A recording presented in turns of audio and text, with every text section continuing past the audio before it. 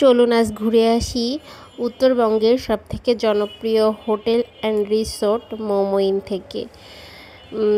আশা করি সবাই আমাদের সাথেই থাকবেন এবং ব্লগটি এনজয় করবেন। কেমন হয়েছে জানাবেন কমেন্ট বক্সে।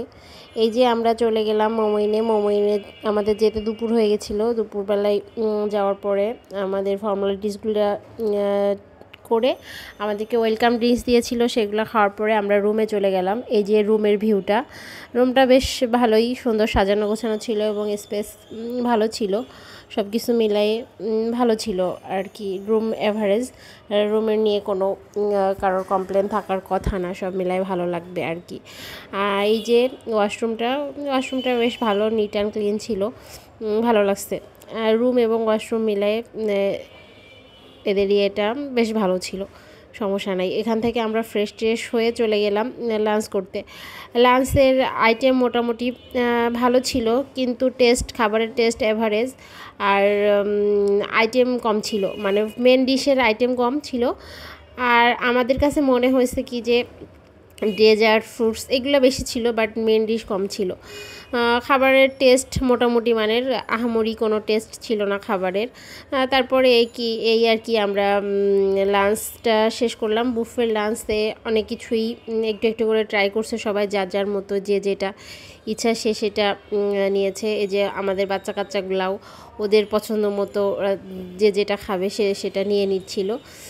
ডেজার্ট সেকশনটা বেশ সুন্দর করে সাজানো গোছানো ছিল, তারই কিছু ছোট ছোট ভিডিও ক্লিপ নিয়ে নিচ্ছিলাম। আপনারা কে কে গিয়েছেন মোমোইনে, আপনাদের খাবারের মান কেমন লাগছে নিশ্চয়ই জানাবেন।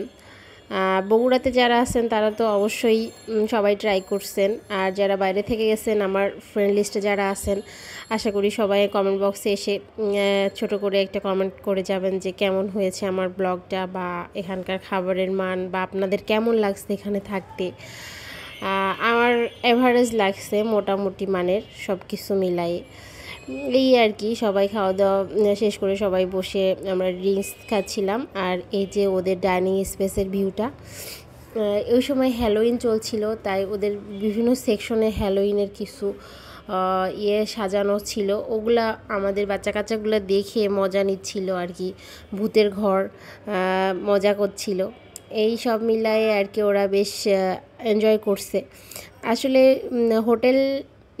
হোটেলে তো আমাদের বড়দের জন্য থাকার জন্য রিল্যাক্স, কিন্তু রিসোর্টটা বাচ্চাদের জন্য খুবই এনজয়েবল, কারণ এখানে বিভিন্ন ধরনের রাইডস থাকে, ঘোরার জায়গা থাকে, ওরা অনেক এনজয় করতে পারে।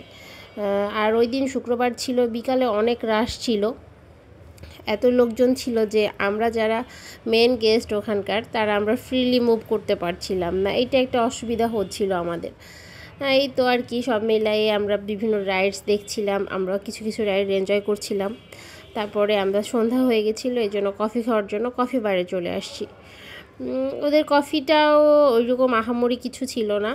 তারপরে যাই হোক, আমরা যে বোট রাইড করতেছিলাম, কেউ সাইকেলিং করছিল, সবাই আর কি সবার মতো আমরা এনজয় করছি। আমাদের সাথে বাচ্চা কাচ্চা, আর আমরা তো অনেকজন ফ্রেন্ডস ফ্যামিলি নিয়ে গেছি, সবাই সবার মতো এনজয় করছিল। বাচ্চারা ওই যে দোল খাচ্ছে দেখেন, আরিয়া আর নোমায়ের। তারপরে পাশে জুস বার ছিল, জুস খাওয়ার জন্য আমরা এখানে বসেছিলাম।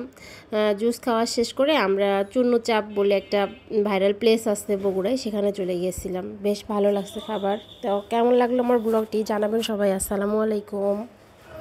আমরা শেষে একটু মোমোইনের হ্যান্ডিক্রাফটের একটু দোকানগুলোতে ঘুরে ঘুরে দেখছিলাম, সুন্দর সুন্দর জিনিস ছিল।